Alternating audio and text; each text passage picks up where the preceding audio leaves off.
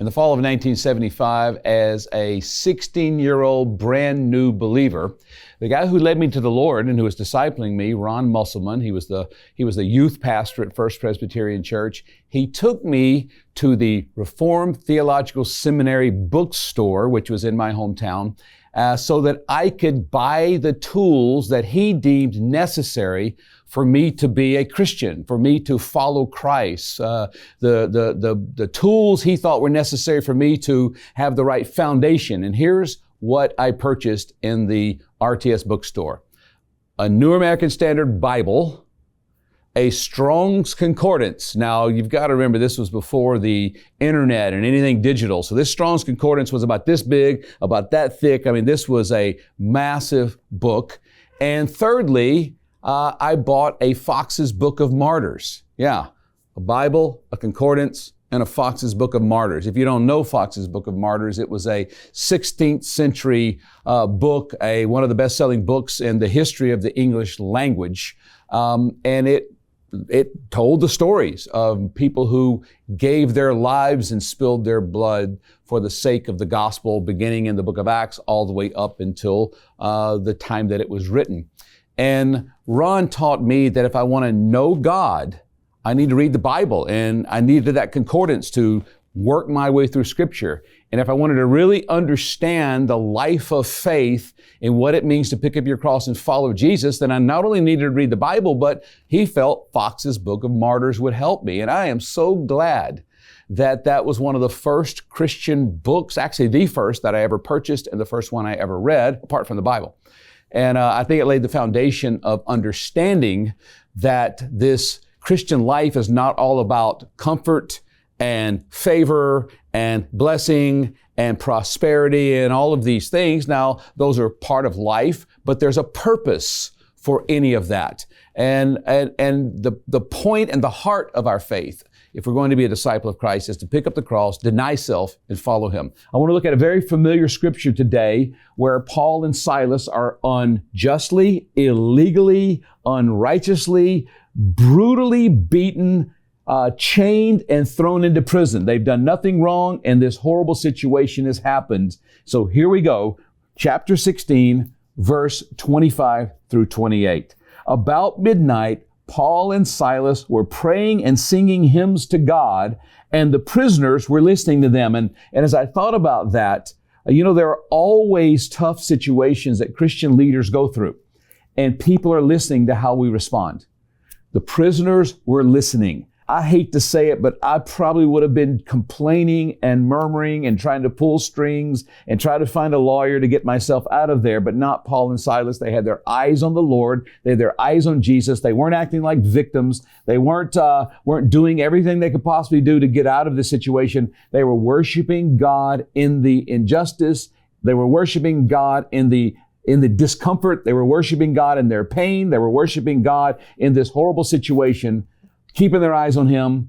And again, people are watching how Christian leaders experience tough situations. Verse 26, and suddenly there was a great earthquake, so the foundations of the prison were shaken. And immediately all the doors were open and everyone's bonds were unfastened. So everyone, not just Paul and Silas, their worship, their prayer brought the presence of God right there. The shaking, the foundations break, the chains fall off of every prisoner there. The doors are open. Now, if you think about this, an earthquake, the chains are off, the doors open. What do you think prisoners are going to do? They're out of there.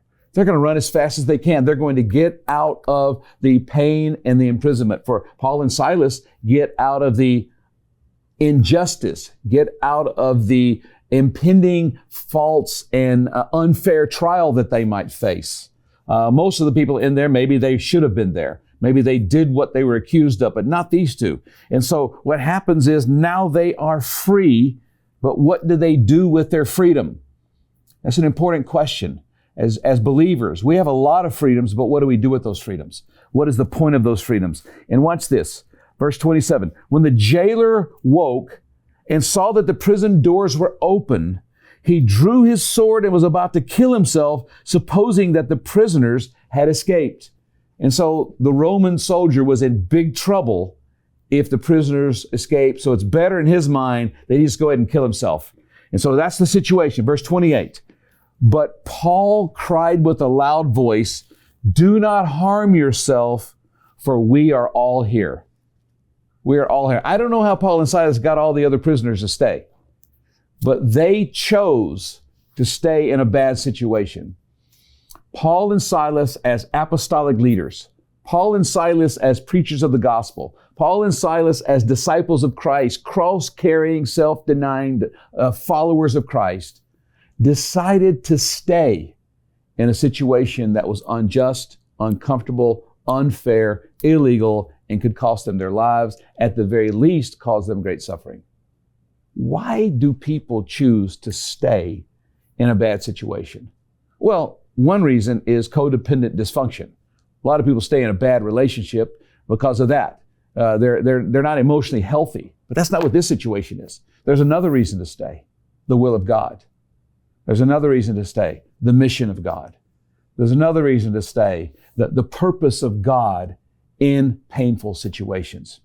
If we will get our eyes off of the injustice, off of the pain, off of the discomfort, off of the possible not so fair circumstances, get our eyes on Jesus, worshiping Him through the pain, got a feeling we'll find His purpose in it.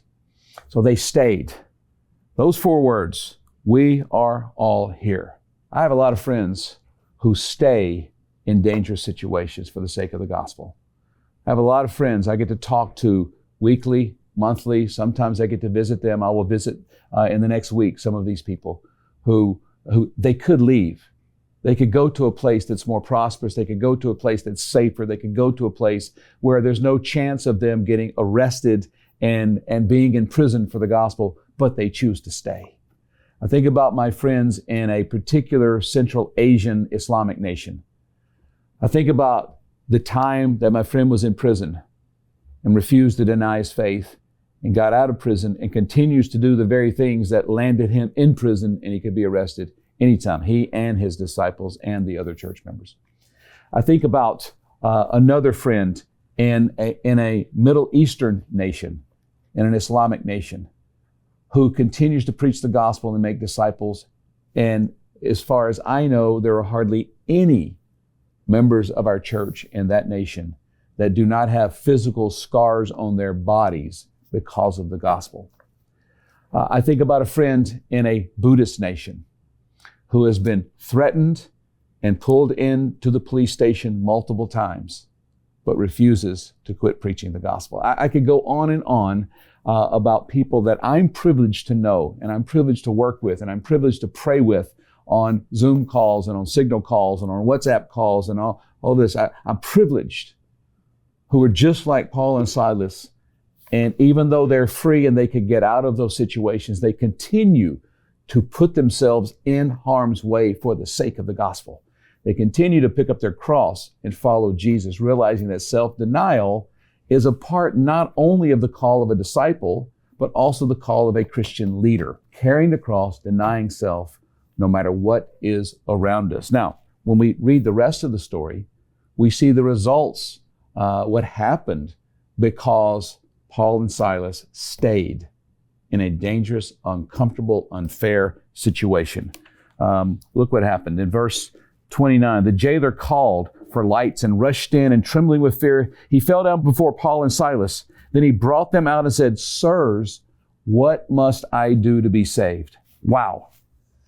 I mean, that's all we need to hear.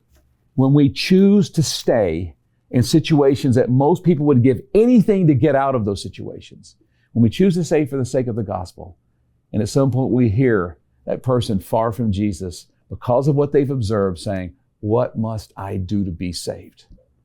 I want to encourage you, whatever it takes for the sake of the gospel. There's no price that's too costly. There's no sacrifice that's too much. Not only for leaders like you, but also I want to encourage you as leaders, don't hesitate to call disciples to a place of sacrifice. Don't hesitate to call disciples to self-denial. Don't hesitate to call disciples to carry their cross and pay the price. Why? Because there are people out there just like this guy. They are watching and waiting to hear the gospel and waiting, whether they say it exactly like this, but what must I do to be saved? What an opportunity to preach the gospel if we will press through the pain.